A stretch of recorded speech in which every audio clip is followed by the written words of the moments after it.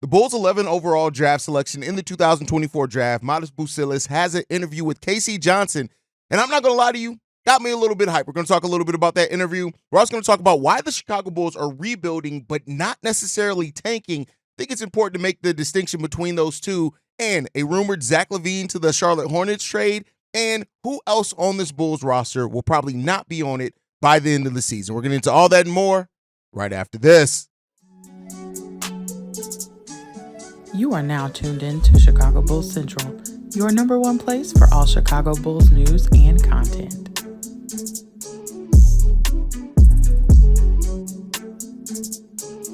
What's going on, Bulls fans? Welcome to another episode of Chicago Bulls Central, your number one spot for everything Chicago Bulls related. I'm the host there, Haize, but more importantly, you guys can follow the channel at Bulls Central Pod on every social media platform we happen to be on. With that being said, let's go ahead and get into this content for today, y'all. And I want to start off with this interview K.C. Johnson had on the Bulls Talk podcast with Matas Buzelis. And the reason why I like this interview so much, and again, most people are going to say the right things in interviews. Rookies are going to say the right things. Most people in general are going to say the right things in interviews. But there's something different about Matas Buzelis. Now, I will say this. He has to bring it on the court. But I love the fact that it seems like all he's focused on is winning. When asked about his mentality and things like this, he said this. Pretty accurate. I try to limit it all because all the technical fouls they give out, but I'm sneaky with it. When I'm on the court, there are no games. It's dead serious with me. When I'm off the court, I'm a happy person, smiling all the time. And when I'm on the court, I want to kill you. I know what I am as a player. I work extremely hard. I don't think anyone in the draft works harder than me. It doesn't matter. Right now, it's 0-0. It doesn't matter where you got picked. We're going to go out there and play against them. And Matas Buzelis was one of the players that had the highest upside in this draft. We talked about his measurables. We talked about what he did in the G League. We talked about what he did in high school. But the thing that I think is important to look at in all of this is that you want players with the right mentality that are going to tap out on all of their potential, right? That are going to drain the most out of that. And sometimes with players, you can tell whether if it's them not loving the game of basketball, loving the competition part of it. Matas does love that aspect of it. And so you would like to think that whatever's there, whatever the potential that he has there, he's going to get close to the ceiling of that potential. And the Bulls need to hope that he's going to as well, right? To start off your rebuild with a player that could have won in the top 5, you get him at number 11. You want that player to hit. And by hit, I don't mean that he has to necessarily turn into a star, and he doesn't have to be all of it right away in the Bulls rookie season.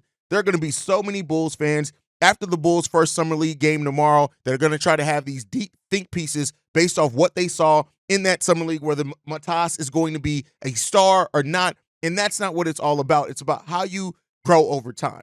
And while I do think Matas, over the course of his rookie season, is going to be somebody that learns on the fly, he did that in the G League. If you look at how his season started off versus how it ended and how much better he was taking players off the dribble, understanding this guy made the leap from high school to playing with grown men.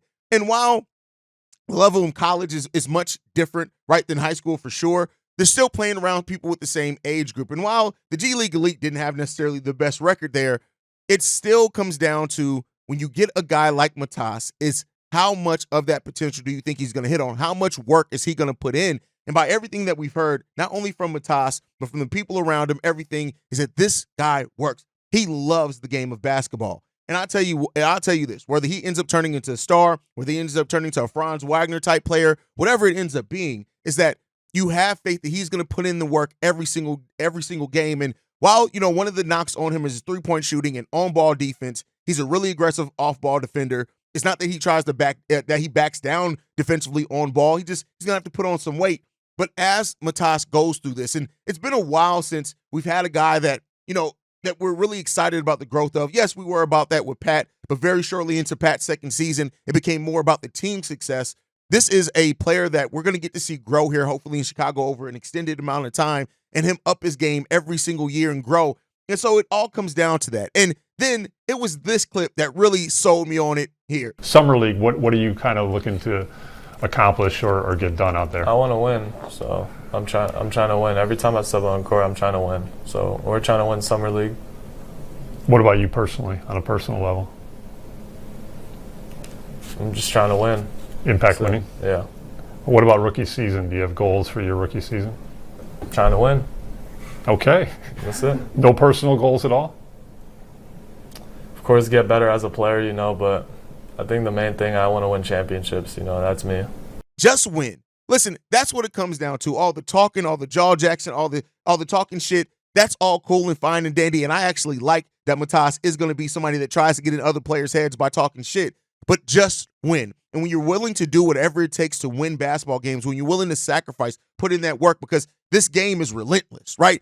We know that initially it seems like this Bulls team is not going to win a whole hell of a lot of games. How well do you keep that your mental aspect and that strength and mental fortitude there when you're going forth in a team that is probably not going to live up to expectations? And even Matas, we don't know exactly what the minutes breakdown, what the starting lineup is going to be yet. And while you would expect the Bulls to give this guy some minutes right away, especially since they've gone younger, with Billy Donovan being your head coach, Bulls fans also have some realistic pessimism on just how much he's going to play the guy because of Billy Donovan's kind of track record with rookies. Is up 1 year, down another one as far as playing. Patrick Williams, Iota Sumu played very early on for Billy Donovan.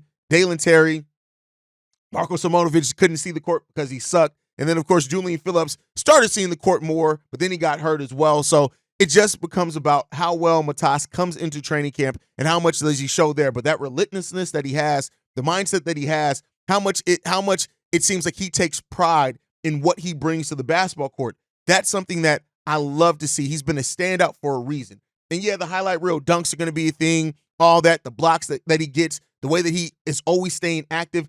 I do think Buzelis is going to be the type of player that Chicago Bulls fans love. Now, that doesn't mean all things are going to be perfect. He's going to have to work defensively. He's going to be attacked early on. They're going to try to attack the rookie when he's out there on the court to see how he can stand up to that physicality. But that could be learning through the fire from Matas. And I think that's the right that's the right place to go as well. And so the fact that he also has not at all stopped. Zachary Richesher, the number 1 overall pick, he said he don't want to see him on the court, right? That was another interview. But the confidence that Matas has is all great. But you have to bring it on the basketball court. And if he doesn't bring it on the basketball court, that's when, of course, the relentlessness of Chicago Bulls fans, they're going to come. And he's lived in the Chicago area. He grew up in the Chicago area, so he should understand what and how this city is and how it operates. And hopefully Matas is ready for that, because I tell you what, it's not going to come easy. And the going through this next phase of the Chicago Bulls roster is probably not going to be a lot of wins coming, but we'll see what that means. But that takes us right into our next topic that I want to talk about. And I want to clear some things up. To me, the Chicago Bulls are rebuilding, but not tanking. And I think that there's a distinction that needs to be made for that. The Bulls may be a team that loses a lot of games, but it's not going to be because they're trying to go out. The way that I view tanking is a team that by every stretch of the imagination, no matter what, everything at their disposal, they're not trying to win basketball games. They're trying to get rid of some talent in there to lose basketball games. I still think that this is a team that is going to be fighting to compete and trying to win games. And if they do end up not holding on to their top 10 pick, but it's by the nature of your young players getting you there, I do think that this Bulls team is going to do that. I don't think they're all of a sudden going to say, oh, we're winning too many games. Pat, you got to sit a game. Matas, you got to sit a game. Josh Giddey, yeah, go ahead and sit a game.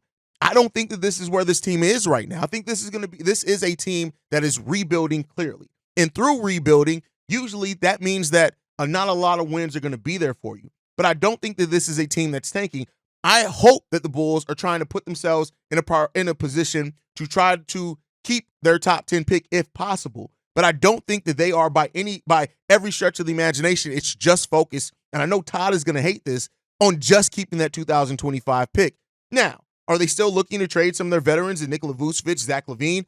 Absolutely they are. And that by nature may get you worse, but I'm talking about the game to game. When this team goes out there and competes, they're going to be trying to win basketball games. And, I think as well as with the lottery odds, and if you looked at the last couple of drafts, how teams that have moved into that top 4 haven't been teams necessarily in the bottom 4 of the rankings, that there is some reason to that may be the right thing. You still want to have your players learn and put in the work of what it takes to try to win basketball games. The last thing that I think that this team is trying to do, especially with Billy Donovan still as the head coach, is trying to be in a position where they're just actively trying to lose games. Now, one would say that if the Bulls are, for example, let's say they're close to keeping their top 10 pick with like 4 games left, you may see a couple of players sit at that point in time. But I'm talking about the meat of the season. The majority of the season, I just don't know if this Bulls team is actively tanking. I think that they are rebuilding. They're going younger. Clearly, they're going to prioritize their younger players to try to develop those guys.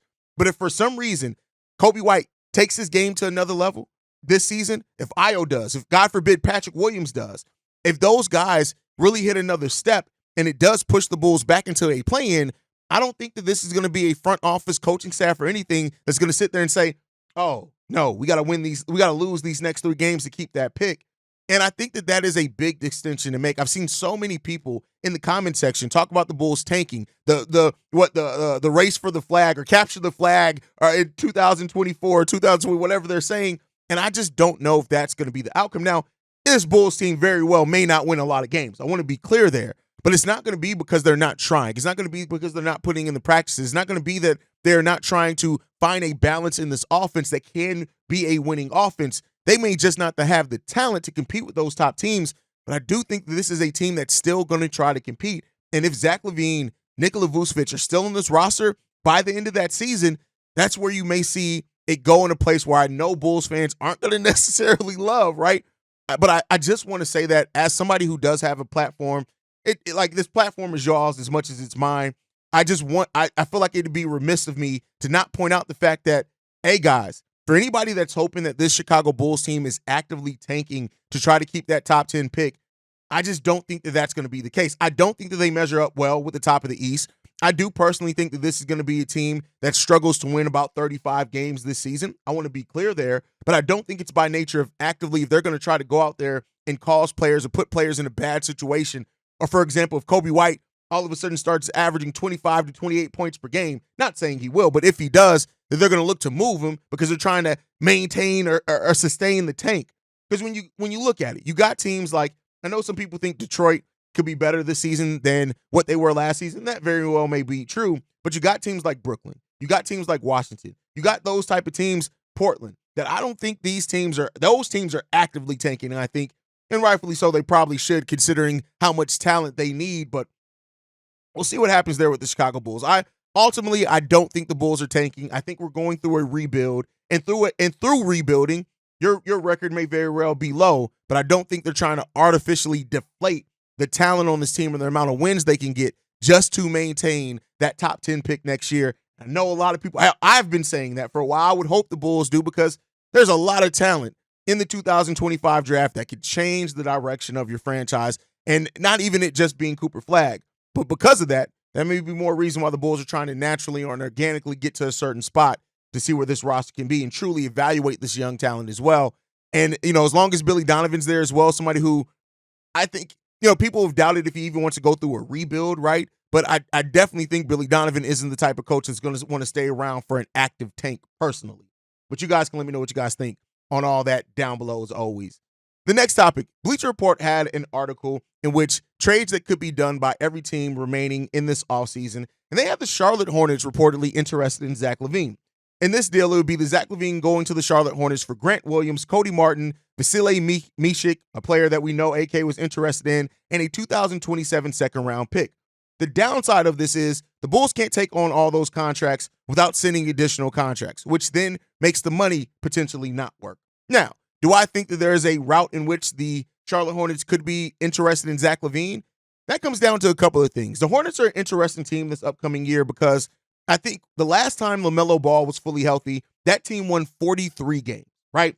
And then now you look at Miles Bridges being there, their draft pick last year, Brandon being there, and what he could potentially be for that team in the long term. Mark Williams, another player that I really liked on their roster, I would have liked for him to come to the Bulls, that had a solid rookie year, but his second year, it was plagued by injuries, right? So if Brandon Miller takes a step, if LaMelo Ball can stay healthy, it's a lot of ifs. Make no mistake about it. This is a lot of ifs that we're laying out here. You got Miles Bridges as well coming back to in form. Mark Williams, if he can get back to form as well. Tajon Saloon, a player that was right there up with Matas Buzelis as players I would have liked the Bulls to draft. If those things go right for that team, I do think that this is a team that could find themselves actually contending for a playoff spot. And because they're never going to be a free agent destination, they could very well look to pivot and maybe bring in another player. The question is would that player, though, be Zach LaVine, right? Because every deal that's presented for Zach LaVine makes sense from the aspect of that team potentially wanting to add some talent to go on a run, right? or a team that doesn't necessarily get free agents, those type of things. But Zach LaVine is such a unique situation because while he is a player that can outright score the ball, Zach LaVine would instantly become the highest paid player on that Charlotte Hornets team, getting $11 million more than their franchise player in LaMelo Ball. And then do they want to double down on two players with injury? We just saw a Ball LaVine backcourt not be able to stay healthy for seasons, right? So that's a part that plays into it as well. I can understand the thought process between them maybe wanting to get involved in, like I said, bringing in a player that can help them push for the playoffs if they find themselves actually healthy for a season. I just don't personally know if that player would be Zach LaVine, and I got to be honest with that. Now, if the Bulls were getting a Cody Martin back, a Grant Williams back, right? Those type of players back, it's not that I necessarily hate those deals. Cody Martin only has 1 year left on his deal after this one. Grant Williams, I think, has 2 more years left on his deal after the season. Yes, 2 more years left on his deal after the season. See, I'd be knowing a little bit. And while those are solid role players that don't necessarily affect the growth of your young players, they can kind of fit in. I just don't know if that's going to be enough. And again, the Bulls would have to create another open roster spot, which they have a non-guaranteed deal and earn a lot, but team up until the trade deadline. They theoretically could do that. I just don't know if I see that necessarily happening for this Bulls team. But again, I could be completely wrong on that. I could be off. You guys can let me know what you guys think down below on that. The Charlotte Hornets getting involved for Zach LaVine. At this point, too, I got to be clear here. I think that a lot of these outlets and things like that are looking to try to find angles for a Zach LaVine deal because everybody knows that the Bulls are looking to move Zach LaVine. But I got to be honest with you guys. I just don't think LaVine at this point is going to be moved by the start of the season. For a while there, I did think that the Bulls would do anything come hell or high water to move Zach LaVine. But at this point, I just think that they're looking at the return and saying, we can't give up assets. Like, I think that the Bulls would be willing if they were taking back expiring contracts and got a heavily protected first or a couple of seconds. I do think that the Bulls would pull the trigger on that deal immediately. But when it got to the point of the Bulls having to attach their own first-round picks to that, that's where things started going left. And even if it's the Portland first, which is probably going to convert to 2 seconds in 2028, that's still an asset that it's like the Bulls have to look at that and say, are we better off keeping that if we're not really getting anything back long-term? And the Bulls may be playing this out. Like, we could very well see a situation where Zach LaVine is on this Bulls roster by the end of next season. We're talking about going into next season, with Zach LaVine still on the roster. And that, I know, is not something that this Bulls team necessarily wanted. It seemed like this team was pretty confident that they would find a Zach LaVine trade from when it initially happened up until now. And that market just is not materialized. And so it's going to end up back with Zach LaVine on the Chicago Bulls and him having to play well to up his value, and the Bulls hoping that he actually increases that value more than hurts it by getting hurt again or something like that and playing. I guess we'll see what happens there. But with that said, what other players? Because eventually the Bulls, I would hope so, right? And this is a big hope when you're talking about Arturas Karnisovas, is that to take advantage, like learn from the mistakes that he made. The Bulls have a couple of players on this roster that they could use to take advantage of what they could bring back if they were to put them out on the trade block by the trade deadline. The first player is Torrey Craig. Torrey Craig had an okay season when he was on the court for the Chicago Bulls, but he's the type of player at the vet minimum that a lot of teams, because he's an ultimate role player, he understands his role, and he actually plays better when he plays next to superstars because, again, he's a player that understands his role. He is a role player by definition. Could the Bulls get a second or something back for Torrey Craig at the trade deadline? I do think that as long as Torrey Craig stays healthy, that yes, teams will come knocking, and hopefully the Bulls learn better from what they did with Andre Drummond as far as when a team wants a role player and they're willing to give up 2 seconds or whatever else it is, you send that role player off. Now, I know that the Bulls were competing last season. They were trying to fight for their own playing spot, but I do think that this season that may change a little bit. So I do think Torrey Craig is one of those players that could be moved by the trade deadline for the Chicago Bulls. And then the next one, I know this is going to surprise some people. I do think that Nikola Vucevic could be moved by the trade deadline. If he comes in and fits in with these young players, I do think that, teams are probably going to look and see how well does Vooch now play with DeMar not on the court, right? Because they occupy the same spots. He's going to be taking on a larger role as well with a lot of young people. They're going to probably, a lot of young players, they're going to probably try to look at him as a calming agent, somebody that they just know is going to be able to get them a bucket. And he's probably hopefully not going to have to shoot as many threes as well. So because of that, I do look at the Vooch aspect of it, and I do think that teams could be in on Vooch by the trade deadline. At that point, most of his salary would have been paid for the 2024-25 season, and then he has 1 year left on his deal in 2025 that teams would then be able to absorb. So I do think that Vooch could be somebody that at the trade deadline has a value. Now, I don't know exactly what the Bulls are going to get back for. His deal isn't the worst thing in the world, especially when you look at what some of the role players signed for this offseason. But for a big that can go out there, get you a for sure double-double, I do think that teams could be back in on the Vooch market before the end of the season and by the trade deadline.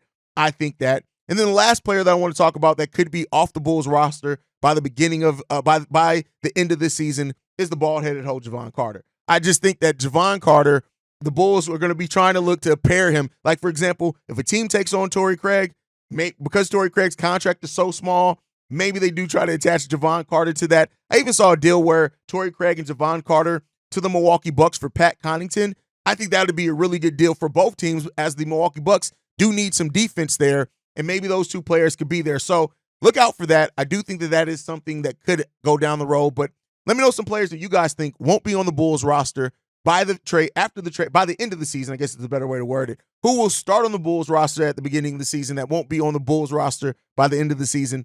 Let me know all that down below. Make sure you guys are following the show at Bulls Central Pod. You can send us any feedback, questions, comments, concerns.